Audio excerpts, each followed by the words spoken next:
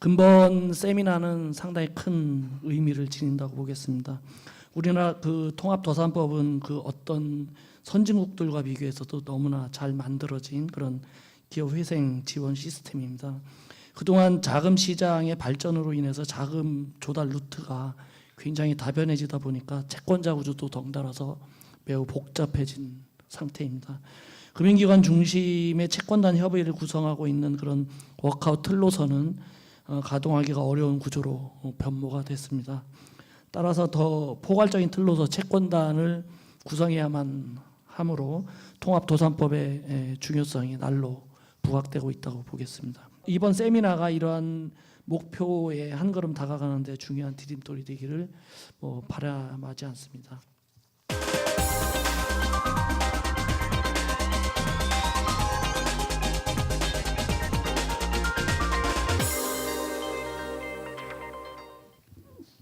안녕하십니까. 연합자산관리의 김홍기라고 합니다.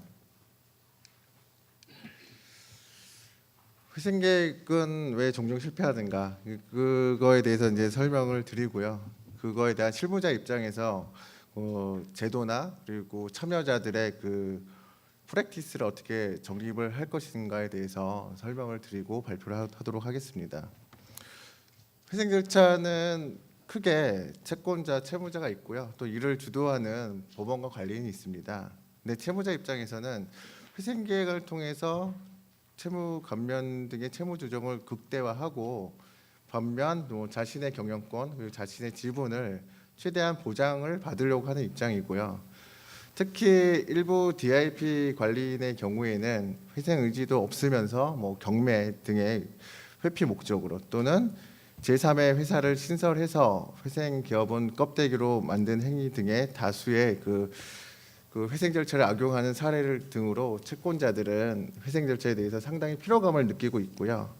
또한 채무자가 회생 절차 신청을 할 경우 은행의 경우에는 대다수가 NPL 비딩 풀에 포함시켜 매각 절차를 바로 시작을 하고 유동화 회사인 경우에는 경매 절차 중단 등으로 채권 회수 지연이 우려돼서 어떻게든 회생 절차를 무산시키려는 절차를 진행하는 등 그 회사 자체의 기업 회생 가능성 관점에서 보다는 채권 회수에 집중을 하고 있는 게 현재 그 회생 절차 진행상의 현실입니다. 특히 채권자들이 그 회생 절차에 적극적으로 참여하고 싶어도 채권자의 의결권은 회생계획안 인가 시에만 존재를 하는 게 대다수고요. 그 외의 절차에서는 단순 의견 조회자 역할만 수행하게 되니까 채권자가 이러한 그 회생 절차 안에서 할 수 있는 최선책은 어떻게든 회생계획 안에서 자신의 채권의 변제율을 높일 생각만 하지 기업의 회생 가능성에 대한 관심도는 많이 떨어져 있는 실정이고요. 채무자 기업 입장도 어떻게든 인가를 받아야 하니 현실적으로는 수행 가능한 범위를 벗어난 회생계획안을 짤 수밖에 없고 이러한 현실이 회생계획안 그리고 절차의 구조적인 딜레마라 할 수 있겠습니다. 제가 생각하는 회생계획안에 실패하는 이유는 각 프로세스별로 그 선별의 문제점 그리고 과도한 회생계획안 작성, 그 이행의 구조적인 어려움, 회생 절차 종결 후 관련 법규 부재 등 크게 4가지로 볼 수가 있겠습니다. 회생 절차의 첫 단추인 선별에서는 재정적 파탄이 아닌 영업적 파탄인 기업에도 불구하고 적격 업체로 선별되어 회생 절차를 진행하게 되는데 이런 기업을 끌고 감으로써 결국 채권자의 손실이 더 가중이 될 뿐만 아니라 회생 가능 기업의 역할을 집중을 해야 하는 법원의 과도한 행정 업무 부담과 그리고 산업 전반의 자원 배분의 효율성 저하 등으로 사회적 비용을 계속적으로 양상하고 있는 실정입니다. 또한 회생 기업들이 어떻게든 회생계획안 인가를 받기 위해서 또는 DIP 자신의 지분 감소를 막기 위해서 이행 불가능한 사업 계획을 추정, 과소한 채무 조정으로 이 또한 회생계획의 실패로 이어가게 되는데요. 그 이행 단계에서는 회생기업이라는 영업적 제약 그리고 자금 조달의 한계로 자체 정상화의 한계를 직면하게 됩니다. 만일 자체 정상화에 성공할 수 있다 하더라도 DIP 관리인에게 어떠한 보상도 없는 회생 절차의 현실에서는 일부 DIP 관리인은 도덕적 해이에 빠지게 되고 이로 인해 상당한 기간 동안 기업 훼손 이후 더 이상 정상화가 불가능한 시점에서 M&A 등의 절차를 진행하게 됨으로써 회생 절차의 이해관계자 모두가 실패한 사례를 종종 볼 수가 있었습니다. 그리고 DIP 제도로 인하여 경영권이 바뀌는 M&A는 특별한 사정이 없는 한 진행되지 못하여 최근에는 채무를 모두 변제하지 않는 상태에서 이행 가능성이 있다는 판단이 되는 회생 기업의 조기 종결 절차가 번번이 이루어지고 있는데요. 회생 절차 종결 후 채권자들을 바인딩할 수 있는 관련 법규가 미비하고 이로 인하여 충분한 사전 준비를 못한 채 회생 종결이 된 기업은 종결 후 잘 된 기업도 있겠지만은 1년 이내에 결국 또 회생을 다시 재신청을 하든가 아니면은 파산이 되는 경우도 종종 있었습니다.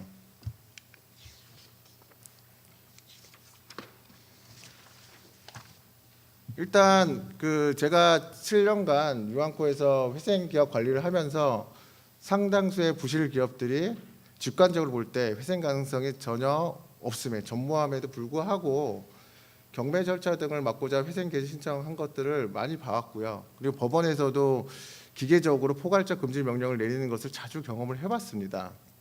또한 회생 절차 지속 여부 판단의 근거인 수많은 조사 보고서를 접해 보았는데 대부분 조사위원들도 낮은 보수나 그리고 촉박한 일정 때문에 상당히 그냥 기계적으로 아니면 기술적으로 계속기업 가치가 청산 가치보다는 슬라이스하게 상회하는 보고서가 상당수였고요.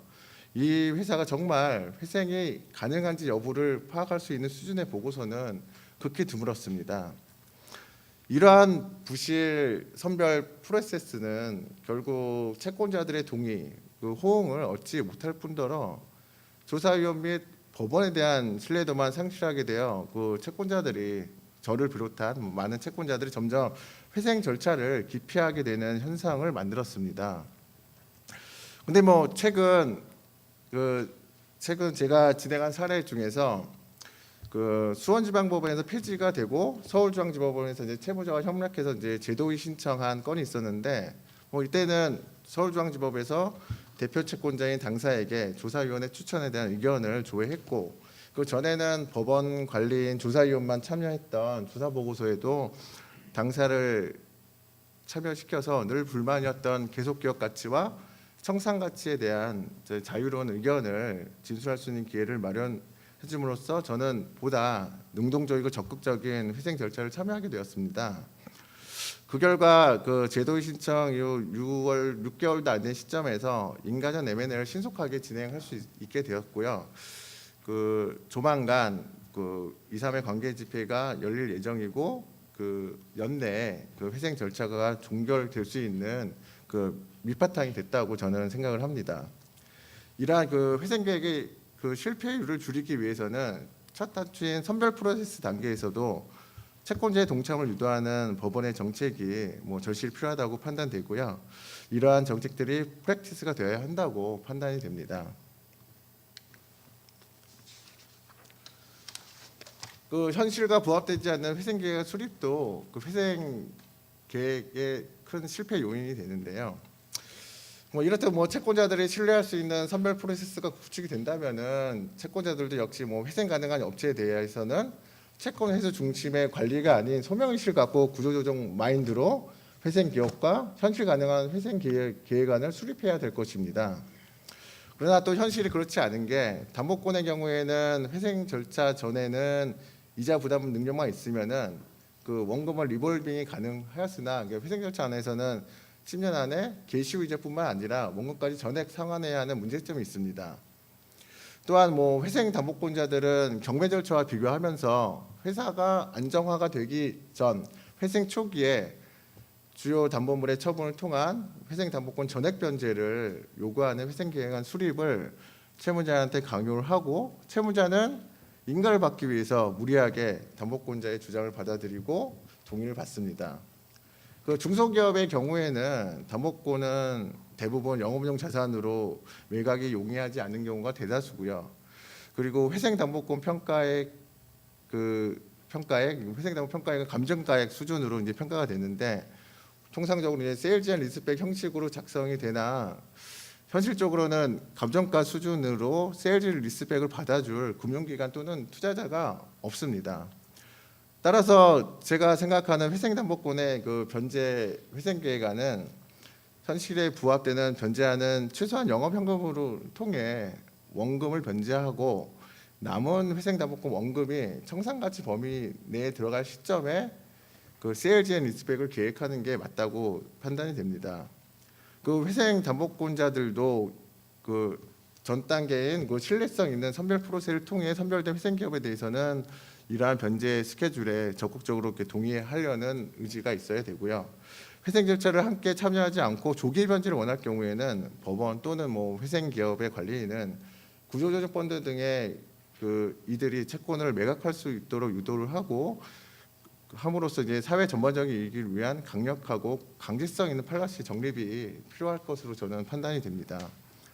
앞서 말씀드린 것들을 다시 요약 정리를 하자면은 법원은 보다 그 신뢰성 있는 선별 시스템을 구축을 하고 채권자는 단순한 현금 변제 비율에 의한 의사결정보다는 기업 자체의 가치를 고려해서 뭐 채권을 회수를 하는 이익보다는 출자 전환 지분을 더 회수를 통한 이익을 더 창출할 수 있는 그런 그 단계로 가야 될 것으로 예상이 판단이 되고요.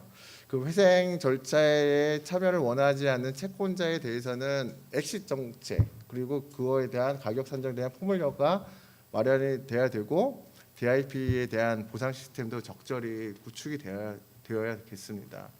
이러한 뭐 구조적인 문제를 해소하기 위해서 뭐 저희 그 연합자산관리는 뭐 전문 구조조정 펀드를 그 론칭을 했고요. 그리고 또 이러한 전문 구조조정 펀드를 활성화하기 위해서 정부 시책도 필요하겠습니다. 한편 뭐 이게 진짜 회생이 안 된다, 이것도 저것도 안 된다는 회생기업은 보다 더 강력한 퇴출 제도를 도입해서 뭐 사회적 비용을 줄여야 되겠습니다.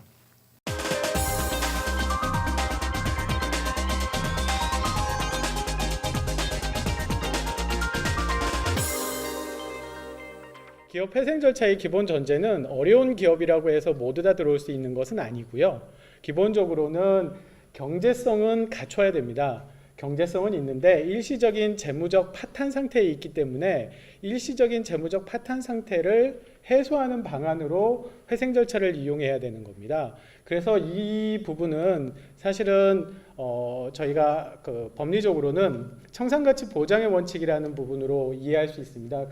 청산가치 보장 원칙이라고 하는 것은 지금 당장 회사를 청산해서 빚을 갚는 것보다는 앞으로 회사가 계속 존속해서 얻게 되는 수익을 가지고 갚는 그 돈이 더 많아야 된다라는 의미입니다. 그런 의미에서의 경제성을 말하는 것이고요. 이런 최소한의 전제 요건을 충족하지 못하는 경우에는 회생 절차에 진입하지 못하거나 또는 회생 절차에 진입했다 하더라도 중도에 폐지가 될 수 있습니다. 그래서 이런 부분에 대한 고민은 필요할 것이고 이 부분은 뒤에 다시 한번 더 자세히 말씀드리겠습니다. 그리고 두 번째로는 채권자에 의한 개별적인 권리 행사의 제한을 하도록 함으로써 회생 절차가 진행되는 기본 토양을 만들어 줍니다. 회생 신청하고 회생 절차 개시 결정이 되면 개시 결정의 효력에 따라서 개별적인 권리 행사가 제한은 됩니다. 그러나 신청과 그 개시 결정 사이에 특별히 회사를 보호해주지 않으면 그 사이에 채권자에 의해서 그 회사의 기본 재산들이 다 없어질 수 있습니다. 그래서 이런 부분을 고려해서 우리 법은 개별적 중지명령 또는 포괄적 금지명령을 발부하고 있습니다. 그래서 과거에는 포괄적 금지명령을 쉽게 발부해 주었는데 최근에는 포괄적 금지명령에 또 어떤 부작용으로 채권자에 의한 권리 행사를 너무 강하게 제약한다라는 그런 그런 문제 제기가 있어서 지금은 개별적 중지 명령을 하는 경우도 꽤 있습니다. 그리고 세 번째로는 회생 절차 진행 중인 채무자에 대해서 특별히 보호를 합니다. 이 앞단에 본 보전 처분이나 개별적 또는 포괄적 금지 명령을 통해서 회사를 보호하는 것과 함께 부인권이나 쌍방미행 쌍무계약에서 계약이 회사에게 불리한 경우에 관리인의 의사에 따라서 물론 법원의 허가를 받아서 계약을 해지할 수 있는 이런 선택권을 부여하고 있습니다. 그리고 상계를 제한하고 있습니다. 상계를 제한하는 것은 채권자의 경우에 본인이 받을 돈은 다 못 받는데 본인이 회사에 줘야 될 돈은 다 주게 되는 이런 문제가 있습니다. 그래서 상계를 무제한 허용하게 되면 회사 입장에서는 받아야 될 돈으로 어떻게 보면 그게 매출 채권이 돼서 그걸로 회사가 갱생하는 토대를 마련해야 되는데 그런 부분에 제한이 있기 때문에 상계를 신고기간 만료 전까지만 허용함으로써 그 이후에는 상계를 제한하고 있습니다. 이런 페이버를 줘서 기업 회생 절차가 원활하게 진행될 수 있도록 도와주고 있고요. 그다음에 미지급 임금에 대한 지연이자 특례 적용 제외가 된다는 건 미지급 임금이 체불이 되면 지연이자를 부과하도록 되어 있습니다. 연 20%라는 상당한 그 이자율인데요. 이 경우에 회생이나 파산 절차가 진행되는 경우에는 이런 연체 이자율을 적용을 제한해 줌으로써 채무의 그 부담을 다소 해소해 주고 있습니다. 그다음에 그 관리인을 통한 경영권 행사와 법원의 감독을 될 수 있습니다. 그래서 지금 계속 그 앞으로 나올 주제지만 지금 기업회생 절차는 기본적으로 DIP 제도라고 해서 기존의 경영진에게 관리인 또는 관리인을 선임하지 않는 제도를 통해서 경영권을 그대로 인정을 해주고 있습니다. 또는 이 부실 초래에 원인이 있는 경영자라고 한다면 법원이 제3자 이런 경영을 책임지고 할 수 있는 전문가를 그 제3자 관리인으로 선임을 해서 회사를 갱생시키도록 독려하고 있고요. 그 다음에 이거와 더불어서 그 보조인으로서 구조조정 담당 임원이라고 하는 CRO, 그 다음에 인가 후에는 법원이 감사를 선임함으로써 그 회생 절차가 투명하게 진행될 수 있도록 지원하고 있습니다. 회생 절차의 활성화 요소에 대해서 말씀을 드리고자 합니다. 이 부분을 제가 말씀드리는 이유는 회생 절차를 과거에도 회사 정리라고 하는 절차가 있었습니다. 근데 회사 정리라고 하는 절차 속에서는 지금과 같이 기업 회생이 활성화되지 못했습니다. 그러나 그 2006년에 시행되는 그 이 채무자 회생 및 파산에 관한 법률, 이 법률의 그 시행 이후부터 그 회생이라고 하는 제도가 활성화됐습니다. 이거는 분명히 기업 그 경영하시는 분에게 어떤 부분이 어필을 했기 때문일 겁니다. 그 부분이 무언지를 알아보려고 제가 이 주제를 정했습니다. 그래서 지금과 같이 회생 절차가 활성화하게 된 가장 큰 요인은 기존 경영자 관리인 제도의 도입이 있습니다. 과거 회사정리법 하에서는 기존 경영자의 경영권을 박탈을 했습니다. 그래서 기존 경영자가 회생을 통해서, 그러니까 회사 정리를 통해서 그 기업을 갱생시키겠다고 하는 의지가 생기기가 힘들었습니다. 본인이 피땀 흘려 일군 회사를 다시 살리고 싶은 욕심은 있는데 그렇다고 해서 본인의 경영권이 박탈된다고 한다면 의미가 없다라고 이해를 했던 겁니다. 그래서 이 채무자 회생 및 파산에 관한 법률이 제정되는 즈음에서 그 기존 경영진에게 경영권을 유지시켜 주자고 하는 강한 요구가 있었습니다. 이 부분은 특히 재계에서 강력하게 요구를 한 부분이기도 했습니다. 그래서 이런 부분이 수용이 돼서 DIP 제도가 지금 채택되고 있습니다. 그래서 기존 경영진이 회사의 재정적 파탄을 초래하는데 책임이 없다라고 하는 이런 부분이 인정이 되면 원칙적으로는 기존 경영진에게 경영권을 주겠다. 그래서 기존의 대표이사를 그 관리인으로 선임하거나 또는 관리인 불선임 결정을 통해서 기존에 있는 대표이사가 관리인으로서 간주되도록 하는 그런 그 제도를 도입했습니다. 이 제도의 도입 이후에 기업 회생 신청이 급증했다라고 보이기도 합니다. 그래서 경영권을 인정을 해주는 이 전제라면 내가 어떻게든 다시 회사를 살려보겠다라는 생각을 가지게 되신 거죠. 그래서 지금 회생 절차가 이렇게 활성화된 가장 큰 요소는 DIP 제도의 도입으로 보입니다. 이렇게 활성화된 상황에서 지금 오늘 주제가 기업 회생 절차를 이제 제대로 활용하는 방법입니다. 자, 그래서 제대로 활용하는 방법이 뭘까를 고민을 해봤습니다. 근데 지금 제가 오늘 세션을 보니까 첫 번째는 실패하는 사례를 저희가 알아봤고요. 마지막 제 다음에 할 세 번째 주제는 그 바람직한 발전 방향을 모색하고 있습니다.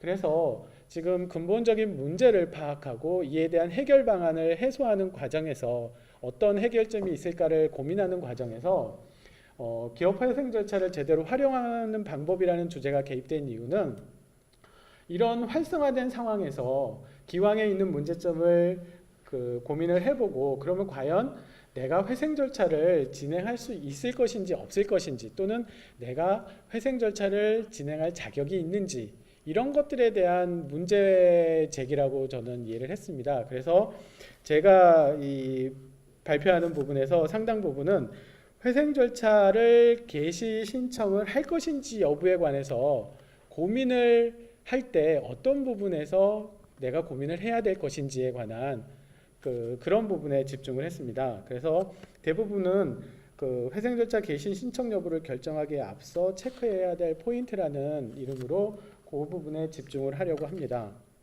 그 다음에 이제 이런 판단하에 회생 절차를 신청을 하고 진행을 함에 있어서는 사실 회생 절차가 진행되는 과정에서는 법원과 관리위원 그리고 조사위원 이런 여러분들의 도움이 있기 때문에 특별히 뭐 큰 문제는 없을 겁니다. 다만 그 관리인 또는 기존 경영자가 해야 될 가장 중요한 문제를 체크를 한다면 영업망의 유지가 가장 중요하고요. 그 다음에 운전자금의 확보, 계속적인 그 영업을 위한 운전자금의 확보, 그 다음에 원재료의 원활한 공급, 그 다음에 그 채권액을 확정함에 있어서 자포자기 심정으로 무조건 다 시인하는 것만이 능사는 아닙니다. 그래서 그런 부분에 대해서 그 채무자 대리, 그 법률 전문가의 도움을 받아서 그 시부인을 하셔야 될 것이고요. 때로는 부인권 행사를 통해서 그 적절한 채권을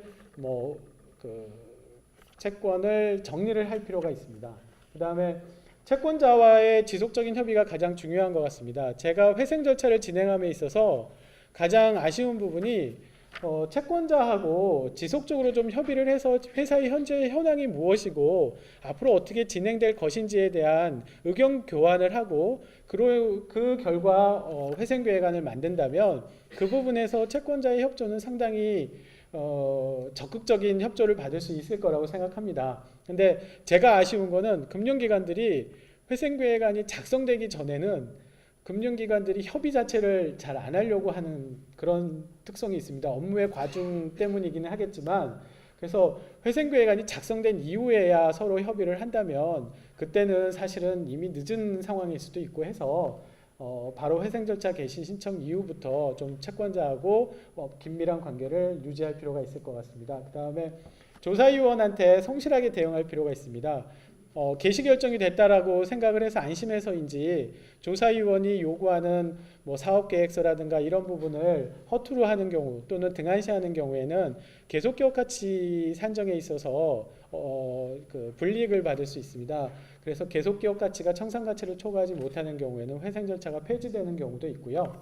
그래서 지금 제 경험상으로 또 느껴본 거는 조사위원에게 이 빚을 적게 갚으려고 하는 욕심에 그 회사가 어렵다라는 측면만 부각시키는 분이 있습니다. 그리고 비용이 많이 든다라는 부분.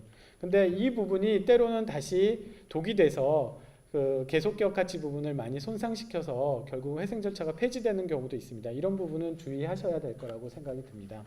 그리고 마지막으로 회생 절차를 종결하면서 이제 체크해야 될 부분이라고 말씀을 드렸는데 그 앞전에서 발표하신 김원기 이사님 말씀처럼 사실은 회생 절차의 종결 여부를 앞두고 가장 고민해야 될 거는 내가 회생 계획을 수행할 수 있을지에 관한 판단입니다. 그래서 회생 계획을 정상적으로 수행하지 못할 것 같다고 한다면 무조건 종결하는 것이 능사는 아닙니다. 종결에 앞서서 수행하지 못할 부분을 다시 바로잡아야 됩니다. 그 수행하지 못하는 원인이 회사의 영업 자체가 망가졌거나 제3자의 투자를 꼭 필요로 하는데 그 제3자의 투자는 반드시 뭐 대규모 투자여야 된다. 이런 경우에는 회사의 회사 자체를 M&A해서 제3자에게 매각하는 것이 방법일 수 있고요. 다만 회생 계획 자체가 조금 낙관적인 전망으로 너무 좋은 방향으로만 해서 좀 과다하게 채무를 부담하고 과소하게 채무를 감면했다 이런 이유라면 사실은 현실에 맞게 채무 재조정을 해야 됩니다. 이런 거는 지금 변경 회생 계획안이라고 해서 기존에 있는 회생 계획안을 변경할 수 있는 제도가 있습니다. 그래서 회생 절차를 종결함에 앞서서는 수행 가능성에 대한 판단을 해보셔서 이 부분에 대해서 수행 가능하다라고 하는 경우에 조기 종결을 희망하시고, 그렇지 않다고 한다면 다시 채무를 재조정하는 방안을 고민해 보는 것도 필요할 것 같습니다.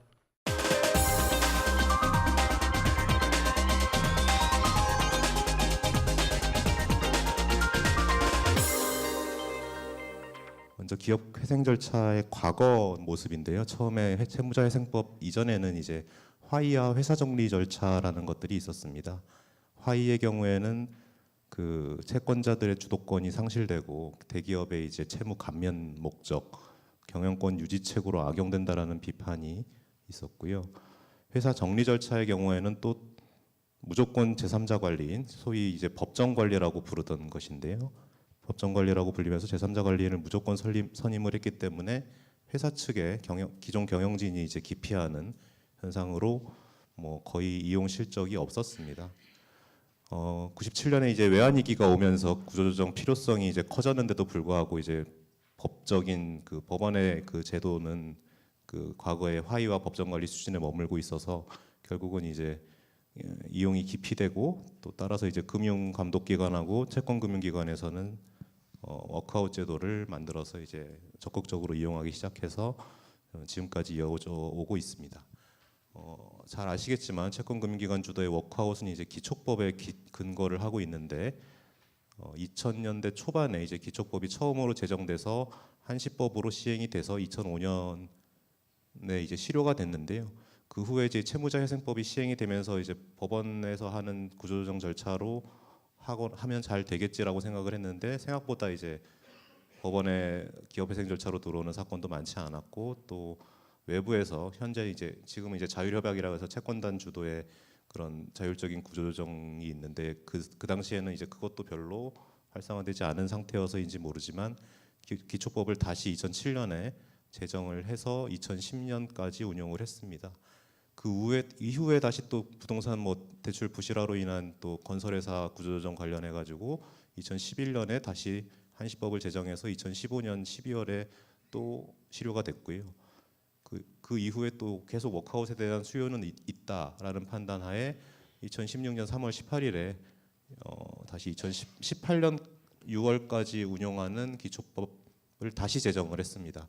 그래서 지금까지 이제 기초법이 쭉 제정되고 실효되고 제정되고 실효되고 이런 과정을 거쳐오면서 최초에 이제 기초법이 처음 시행됐을 때는 법원에서 이 법률은 위헌이다라고까지 주장을 했었는데요.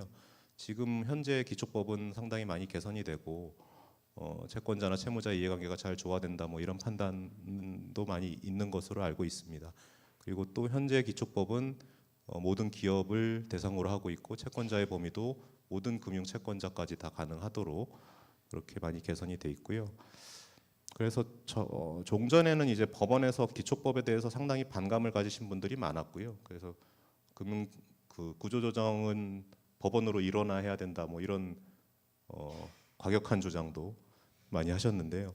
최근에 저나 아니면 주변에 이제 파산부 판사님들한테 어떻게 생각하냐고 물어보면 대부분의 판사님들이나 저도 마찬가지고 지금 파산부를 이끌고 계신 이제 파산 수석부장님도 마찬가지인데 회사별로 다 차이가 있고 성격이 다르니 맞는 구조조정 방안이 있을 거고 서로 구조조정 방안을 개선해 나가면 그것으로 충분하지 굳이 법원으로 일원화시킬 필요는 없지 않느냐. 저희는 이렇게 지금은 생각을 하고 있고요. 네, 그렇습니다. 내용은 잘 아실 테니까 넘어가고 채무자회생법상 기업회생 절차도 많이 설명을 드렸으니까 간단하게 하면 저희 2006년에 이제 되었을 때 저희가 그 법안에서 이제 최대 개선점은 DIP 제도입니다. 물론 DIP 제도에 대해서 상당히 안 좋게 채권금융기관은 바라보고 계신 거는 잘 알고 있습니다만 어쩔 수 없는 거죠. 이건 뭐 왜냐하면 DIPA를 하지 않으면 아무도 신청을 하지 않을 거고 아니면 신청을 해도 거의 도산 직전에 신청을 하기 때문에 DIP 제도는 현재로서는 유지할 수밖에 없다고 생각을 하고 있고 또 어느 정도 장점도 상당히 많은 제도라고 생각을 합니다. 아마 이제 DIP 제도의 그 단점을 커버하기 위해서 채권자 협의회의 기능과 권한을 뭐 강화를 했는데요. 근데 이제 이거는 법적으로만 강화를 한 것이고 실제로는 채권자 협의회의 그 활동이 그렇게 활발하지는 못했습니다. 적극적 참여를 거의 안 하셨고 그래서 결국 회생 절차는 마치 법원이랑 채무자랑 지들끼리 알아서 한 다음에 회생계획안을 만들어서 동의할래 안 할래 안 해? 뭐 왜 안 하지? 뭐 약간 이런 제도처럼 비친 경향이 있었거든요. 그래서 그 부분은 향후에 지금도 뭐 많이 그렇게 비치고 있고요. 그래서 개선이 필요한 것으로 보고 있고요. 또 이제 아까 말했듯이 필요적 파산 제도가 개선되면서 회생 절차를 많이 이용을 하게 됐고 된 측면도 있습니다. 채권자 협의회의 기능과 권한을 법상으로는 강화하기는 했는데 사실 이거는 뭐 채권단의 입장에서는 아직도 불만이 많으실 거라고 저희도 생각을 하고 있습니다. 기본적으로 채권단 주도의 구조조정은 회사 경영인을 채권단한테 불러가지고 하면 되지만 이거는 법원으로 다 가셔야 되기도 하고 불편하시기도 하고 또 정보가 약간 투명하게 자기 그 채권단에서 주도를 하는 게 아니니까 약간 그 정보나 이런 측면에서도 제한되는 측면이 있을 수밖에 없거든요. 그래서 어느 정도는 뭐 불만이 있으신 거는 충분히 알고 있는데 그래도 법원은 뭐 나름대로 채권단의 입장을 배려를 하려고 많은 노력은 하고 있습니다. 그래서 기업회생 절차의 문제점으로 대표적인 건 이제 채권금융기관의 부정적인 인식이랑 수동적인 절차 참여 문제입니다. 그래서 어쩔 수 없는 측면도 있긴 하지만 어쨌든 회생 절차에 들어가면 무조건 이제 부실 채권으로 취급해서 대손 충당금을 쌓도록 하고 있는 것 때문에 채권금융기관에서는 기업회생 절차에 들어가는 걸 상당히 꺼려하는 측면이 있고요. 또 절차에 이제 주도적으로 하지 않거나 아니면 그런 기회 자체를 못 가지셔서 그런지 그 조사위원회 조사 결과는 물론이고 채무자나 일방적으로 뭐 작성한 그 회생계획안 같은 것도 신뢰하지 않고 그런 경우들 아니면 뭐 동의를 해서 인가가 되더라도 결국 부실한 회생계획안이나 부실한 조사 결과 때문에 뭐 폐지가 파산하는 그런 경우들이 뭐 있었죠. 지금도 있고요. 그리고 이제 두 번째 문제는 회생 절차 기업에 대해서는 각종 제한이 있습니다. 뭐 기업 신용 등급이 D등급으로 일률적으로 평가되는 것도 있고 보증보험증권이 발급받는데 상당히 어려운 걸로 알고 있습니다. 뭐 100억짜리를 받으려면 뭐 몇십억을 내야 된다. 뭐 이런 얘기도 있었고요. 공공발주 공사 안 되고 뭐 이런 것들 문제점들이 있고요. 그다음에 가장 큰 문제 또 계속 얘기를 하지만 신규 자금 지원을 해주는 기관이 사실상 그동안은 없었습니다. 그래서 뭐 가끔가다 신규 자금 지원을 받아오는 개인한테 받아오는 사람들이 있길래 누구냐라고 물어보면 장모님입니다라고 하는 분들도 있었고요. 그래서 이런 가족 관계나 뭐 이런 뭐 주변에 이제 돈이 많은 친인척이 있는 그런 회사가 아니면 사실상 신규 자금 지원은 어렵고요. 아니면 산업은행에서 미리 계획을 이제 짜서 회생 절차에 넣은 경우에는 물론 산업은행에서 이제 지원을 해주시는 경우도 있었습니다만 매우 드문 경우입니다. 뭐 여기도 말씀드렸듯이 대한조선 또 뭐 대한해운도 페노션도 그랬던가요. 하여튼 회생 절차 개시 이후에 산업은행이 이제 미리 플랜을 다 짜서 일부러 회생 절차를 넣으신 걸인데요. 신규 자금으로 상거래 채권이나 뭐 이런 것들을 다 하면서 영업망을 유지해서 신속하게 회생에 성공한 사례들이 소수 있었습니다. 앞으로 그러면 이걸 어떻게 개선을 해야 되느냐의 문제인데요. 종래에 이제 저희가 패스트트랙 기업회생 절차를 2011년부터 시행을 해서 속도가 상당히 빨라졌고요. 그다음에 이제 DIP 제도를 완전히 원칙화시켰고 채권단의 그 채권자 협의회가 기업 가치 평가나 회생계획안 작성이나 검토 절차 각 단계에서 적극적으로 참여할 수 있도록 CRO 추천 권한을 부여를 했습니다. CRO는 지금은 거의 대부분 기업들의 선임을 하고 있는데 채권단의 추천 절차를 반드시 거치는 것으로 운영을 하고 있고요. 대부분 이제 채권단에 추천한 분들 중에서 선임을 하고 있는데요. 다만 이제 아쉬운 점은 CRO가 이제 어떻게 보면 채권단과 그 채무자 회사를 연결해주고 그 회사의 감독 관리를 할 수 있는 어떤 그 뭐 기관 같은 기관인데 대부분 이제 그 퇴직하신 지 몇 년 되신 분들을 이제 추천을 하시거든요. 그 당의 기관에서. 그래서 뭐 열심히 하시는 분들 물론 많으시지만 뭐 그렇지 않으신 분들도 좀 있고, 그래서 실질적으로 CRO의 역할이 그렇게 실질화되었는지는 조금 의문도 제기되고 있습니다. 그리고 이제 회생계약 인가 후에 되도록이면 신속한 종결을 하기 위해서 여러 가지 제도를 만들었고요. 그래서 이제 성과가 나름 있었다라고 봅니다. 그래서 뭐 조기에 종결돼서 성공적으로 회생한 회사들도 있고, 또 채권단과 협의가 잘 돼서 아까 말씀드렸듯이 뭐 보바스 병원 같은 경우 이제 유암코에서 주도적으로 이제 기업 회생 절차에 넣으셔서 얼마 전에 롯데에 성공적으로 매각이 되는 그런 사례들도 종종 이제 나오기 시작을 했고요. 그리고 이제 말씀드렸다시피 CRO 제도를 시행하고 채권자 협의에 대해서 지원을 강화하고 이런 측면의 그 개선을 해왔고요. 상거래 채권자 보호를 위해서 뭐 조기 변제나 뭐 또 하기도 하고 뭐 이렇게 여러 가지를 했는데, 이거는 사실 법에 뭐 아까 말씀드렸다시피 공정 형평의 원칙이나 이런 제한들 때문에 법원에서 하는 거는 법에 근거하지 않으면 아무것도 하지는 않거든요. 그래서 한계가 있는 건 어쩔 수 없습니다. 그래서 최근의 노력부터 좀 보겠습니다. 그러면 이제 지금까지는 과거의 노력이었고요. 이제 그래서 올해 이제 채권자 참여를 더욱 더 극대화하기 위해서 저희가 뭘 해도 채권단에서는 잘 참여를 안 하시는 것 같아요. 그래서 뭘 하면 될까 해가지고 한 게 대표 채권자에게 조사위원 추천권을 부여를 해보자. 이거는 아직 정식으로 완전히 시행한 건 아닌데요. 어쨌든 조사위원도 추천할 수 있게 하고, 그다음에 이제 가장 큰 게 이제 조사 보고서의 조기 제출입니다. 조사 보고서가 이제 회생계획안의 기초가 되니까 상당히 중요하다고 보이는데, 이 부분을 미리 이제 중간 보고서 형식으로 한번 받아서 그 채권단에 제시를 해서 검토를 먼저 받고 채권단의 의견을 들어서 최종 보고서를 수정해 나가는 그런 과정을 하게 됐고요. 모든 기업에 적용되는 건 아니지만 뭐 한진해운이나 이런 STX, 조선해양 같은 뭐 대형 기업들에는 항상 적용을 하고 있고, 또 항상 조사 보고서를 제출받기 전에 그 저희가 구두 브리핑을 법원에서 하는데, 그때도 채권단 관계자를 반드시 와주셨으면 좋겠다 이렇게 연락을 드리고 있습니다. 그래서 같이 브리핑을 받고 의견을 받기도 합니다. 그리고 이제 인가 이후에는 채권자 협의회에 어떻게 관리로 전환할 수 있는 방안을 지금 계속 찾아보고 있습니다. 그리고 뭐 그 외에 이제 세부적으로 뭐 이해관계 인결 협의체를 구성해서 법원에서 정확한 정보를 신속하게 전달받을 수 있도록 한다든지, 그 현장에 가서 관계인 설명회를 개최해서 상거래 채권자들이나 근로자들에게 불안감을 좀 해소하는 방안이라든지, 수시로 미팅을 한다든지 아니면 전문가를 참여시킨다든지, 이런 여러 가지 다양한 방안들을 올해 이제 시작을 했고요. 뭐 이게 지금 완전히 정착된 것은 아닌데 이런 노력들은 하고 있습니다.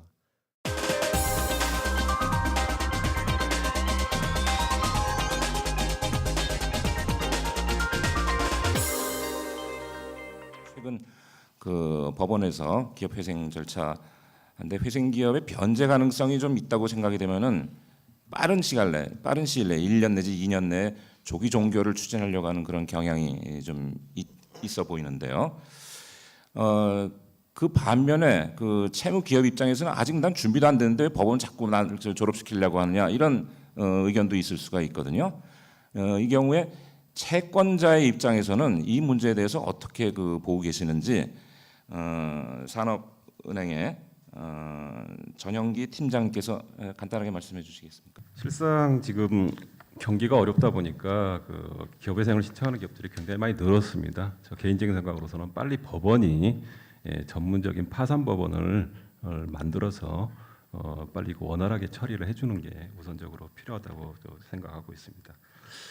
일차적으로 지금 이제 회생 계획이 인가가 되게 되면은 이제 법원에서 이제 워낙 업무가 밀리다 보니까 조기 종결을 추진하는 사례가 있습니다. 과거에 제가 취급했던 사례를 보게 되면은 뭐랄까 인가 이후에 사실 좀 실상 영업이 안 되는 상태인데 불구하고 법원에서 이제 그 조기 변제가 이루어졌다는 사유로 일단 강제 인가를 해서 종결시킨 사례가 있었습니다. 근데 결국 그 업체도 채 2년을 버티지 못하고 다시 이제 신청을 해야 되는 그런 이제 결과가 있었고요. 1년차의 조기 종결하는 우선적인 거 이유는 일차적으로 이제 1차 변제가 이루어졌을 때 정상적으로 회사가 원활한 영업 활동을 통해서 회생 계획안대로 뭐 1차나 2차 정도의 변제가 이루어졌을 때는 실상 뭐 법원이나 채권단이나 채무자가 실상 할 일은 별로 없습니다. 어차피 변제는 1년에 한 번 이루어지는 거고 법원에 해주는 역할도 있어서 거의 없기 때문에 일단은 조기 종결이 맞다라고 봅니다. 근데 반면에 이제 영업 사항이 좀 부진하고 준비가 안 돼 있는데 단순히 법원에 관리해서 탈피를 하고자 하는 그런 목적을 가지고 있다라고 하면은 이거는 조금 말 그대로 기업 회생의 취지에서 좀 반하지 않냐라는 그런 생각을 가지고 있습니다. 또 딱히 이제 조기 종결을 하게 되면은 채무자 입장에서 크게 좋은 건 없습니다. 왜냐하면은 종결이라고 하는 것은 결국에 보면 이제 입장을 보면 정상 기업으로서의 전환이거든요. 근데 이제 그 이후에 있어 가지고서의 채권에 있어 가지고서의 변제가 이루어지지 않을 경우에는 다른 또 채권자로부터의 압류나 가압류 재산상에 있어 가지고 진행이 되기 때문에 결국은 악순환이 반복하게 되어 있습니다. 그래서 이 조기 종결의 그 판단은 좀 적절한 시점에서 회사의 상황을 고려해서 해야 된다고 생각하고 있습니다. 기업 회생 절차 진행함에 있어서 결국 이제 DIP 제도 뭐 갑론을박이 많은데요. DIP 제도가 과연 이 뭐 도덕적 해이 등 이 문제만 있는 것인가 아니면은 그 자체 유효하고 타당성이 있는 것인가에 대해서 말씀을 좀. 지금 채무자 회생 및 파산에 관한 법률이 제정될 즈음에 있어서 가장 큰 화두 중에 하나가 DIP 제도였던 것으로 기억이 됩니다. 2002년, 2003년, 2004년 그 해에 들어서 DIP 제도를 채택할 것인지 말 것인지에 대해서 상당한 많은 논의가 있었고요. 근데 찬성하는 측 입장에서는 그 회사가 지금 어떤 상태에 있는지, 과연 자력 그냥 이대로 가도 살 수 있는지, 아니면 이대로 가다가는 필연적으로 도산 상태에 직면하게 될 것인지, 그 부분을 가장 잘 아는 분이 경영자입니다. 그래서 경영자가 경영권 박탈이라고 하는 위험 때문에 그 부분을 알면서도 그냥 쭉 참고 있다가 결국 도산 상태라는 최악의 상황을 맞이하는 경우가 많았기 때문에 그런 부분에서 이 DIP 제도를 통해서 그 기업 활성화를 채무자 회생 그 기업 회생 절차를 활성화해야 된다 이런 측면이 있었고요. 반대하는 쪽에서는 역시 아니 그 재정적인 파탄을 초래하는데 기존 경영자가 가장 큰 책임이 있는데 그 사람한테 회사를 다시 맡기면 똑같은 일이 반복되지 않겠느냐? 어떻게 그 사람한테 주느냐?